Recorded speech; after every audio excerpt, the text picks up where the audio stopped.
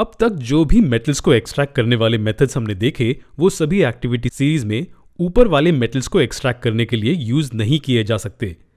क्या आपको याद है हमने कार्बन को रिड्यूसिंग एजेंट के रूप में यूज किया था? लेकिन कार्बन सोडियम या मैग्नीशियम के ऑक्साइड को रिड्यूस नहीं कर सकता। ऐसा क्यों होता है? ये इसलिए क्योंकि इन मेटल्स में ऑक्सीजन के लिए ज्यादा अफिनिटी है, न कि कार्बन के लिए। तो फिर ये मेटल्स कैसे पाए जाते हैं? हम इलेक्ट्रोलिटिक रिडक्शन का प्रोसेस यूज करते हैं। हमने यहां रिडक्शन वर्ड का यूज किया है। एग्जैक्टली यहां क्या रिड्यूस होगा? मेटल्स उनके मोल्टन ऑक्साइड्स या क्लोराइड्स के इलेक्ट्रोलिटिक रिडक्शन से पाए जाते हैं। मान लीजिए हमें सोडियम क्लोराइड से मेटल सोडियम प्राप्त करना है। चलिए इलेक्ट्रोलिसिस का एक बहुत साधारण सेटअप कंसिडर करते हैं।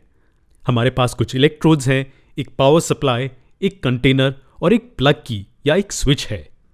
अगर हम सॉलिड सोडियम क्लोराइड को कंटेनर में डाल दें और स्विच को बंद कर दें तो क्या यह इलेक्ट्रोलिसिस से गुजरेगा? नहीं, ऐसा नहीं होगा। और यह इसलिए क्योंकि solid sodium chloride electricity conduct नहीं करेगा।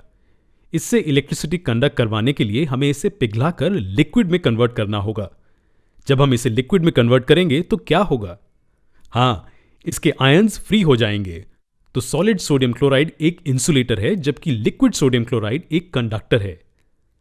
तो अब लिक्विड सोडियम क्लोराइड में फ्रीली मूविंग चार्ज्ड पार्टिकल्स हैं क्योंकि आयंस फ्री हैं। एक बार जैसे ही स्विच बंद हो जाता है, इलेक्ट्रॉन्स नेगेटिव इलेक्ट्रोड की दिशा में बढ़ते हैं। नेगेटिव इलेक्ट्रोड एक कैथोड है, जबकि पॉजिटिव वाला एनोड है।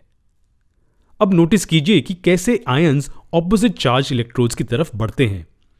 पॉजिटिव सोडियम आयंस कैथोड की ओर बढ़ते हैं और नेगेटिव क्लोराइड आयंस एनोड की ओर बढ़ते हैं। कैथोड को क्या होता है? सोडियम आयंस इलेक्ट्रॉन्स को कैथोड से खींच लेते हैं और उसे लिक्विड सोडियम में बदल देते हैं, जो कंटेनर के बॉटम में सेटल हो जाता है। हम जो यहां देख रहे हैं वो रिडक्शन है। ये और कुछ नहीं बल्कि इलेक्ट्रॉन्स को प्राप्त करना है। अब आप जानते हैं इसे इलेक्ट्रोलिटिक रिडक्शन क्यों कहा जाता है। हमें रिडक्शन के बाद मेटल मिलता है और एनोड पर रिएक्शन कुछ ऐसा दिखता है।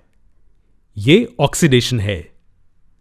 तो इस तरह से इलेक्ट्रॉन सर्किट के चारों ओर पुश किए जाते हैं। सोडियम आयंस इन्हें कैथोड से खींच लेते हैं और क्लोराइड आयंस इन्हें एनोड पर रख देते हैं। इसी तरह से एल्यूमिनियम ऑक्साइड के इलेक्ट्रोलिटिक रिडक्शन से एल्यूमिनियम पाया जाता है।